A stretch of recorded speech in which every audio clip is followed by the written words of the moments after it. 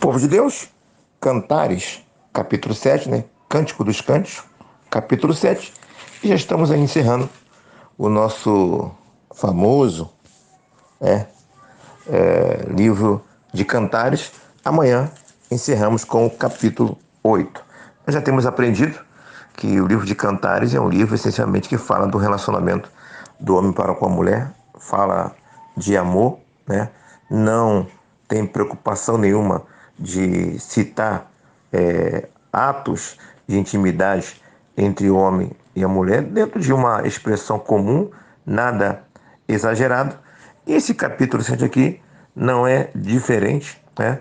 E é um dos capítulos que falam até muito mais diretamente, claramente, apesar de estar falando simbolicamente de um ato em si, fica claro que aqui é uma expressão de uma intimidade entre o casal, e ele começa aqui contemplando, né, falando, observando a beleza da mulher desde os seus pés até a sua cabeça, né? Ele começa lá com a questão dos passos da mulher, né, dos pés, lá no versículo primeiro.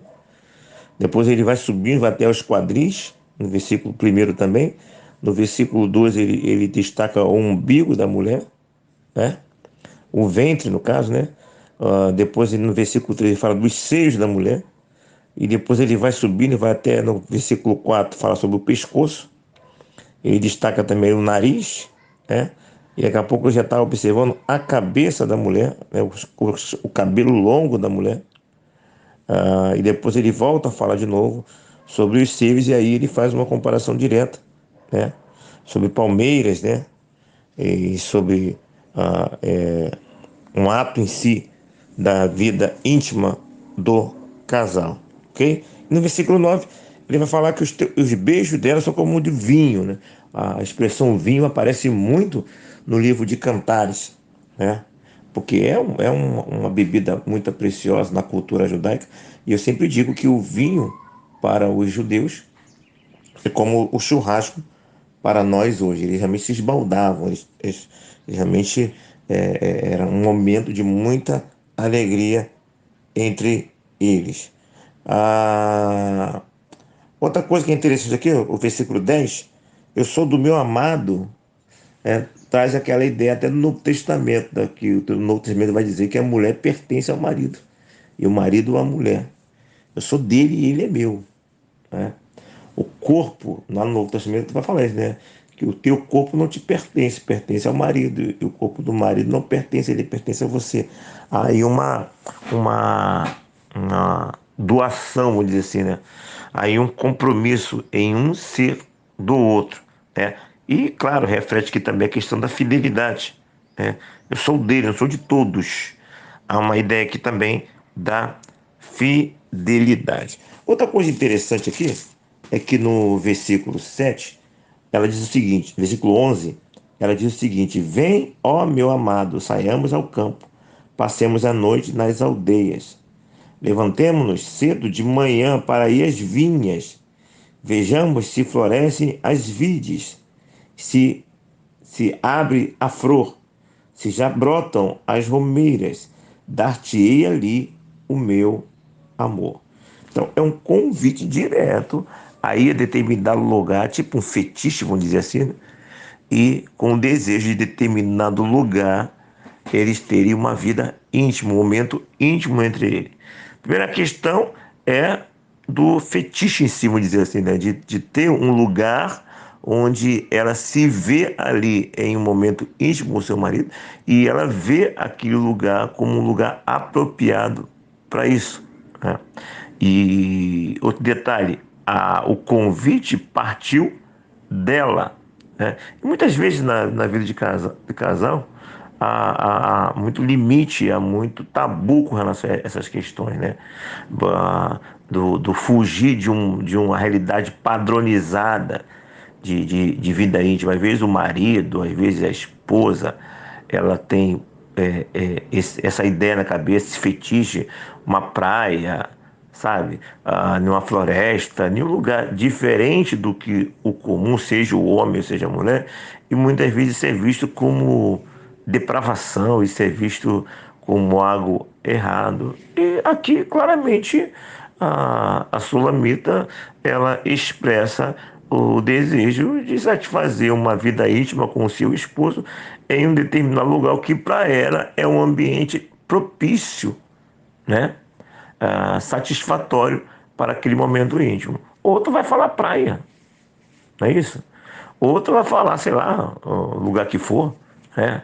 Outro vai falar de uma banheira, outro vai falar. Tem vários tipos de o que hoje é chamado de fetiche, que sendo usufruído, usado, vivenciado com moderação, e dentro de uma privacidade, não há problema nenhum nisso.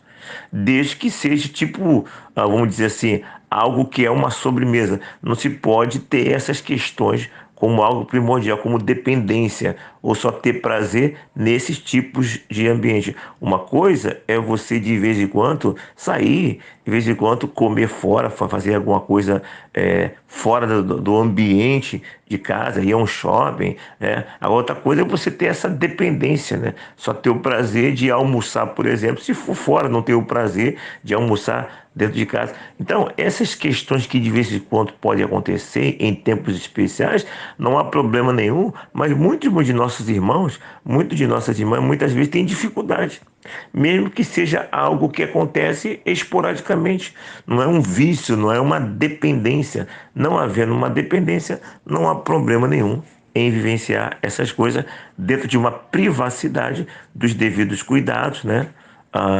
Não há problema nenhum. E o outro ponto interessante é o ponto dessa mulher tomar a iniciativa do convite. Muitas vezes, em um relacionamento, a mulher ela tem dificuldade de tomar a iniciativa ao convite para uma vida íntima, para o momento. Muitas vezes se espera que o homem só tome essa atitude. Por quê? Por causa da questão de uma educação, por algum tipo de tabu, mas a Bíblia mostra claramente que essa vida íntima ela é recíproca. O falar palavras sedutoras, elogios, com conotações sexuais dentro do casamento, a Bíblia apresenta como algo normal. O marido falar algumas gracinhas, falar algumas coisas para a mulher, elogiando, né, brincando, e a mulher falar para o marido, isso é algo que Cantares mostra de maneira abundante e mostra como sendo natural. E se ela mostra, é porque isso é produtivo. Uma mulher ou um homem que não foi educado nessa questão vai enxergar isso como depravação, como algo pecaminoso, e muitas vezes deixa de usufruir algo que a própria Bíblia diz que ela pode usufruir, que ele pode usufruir.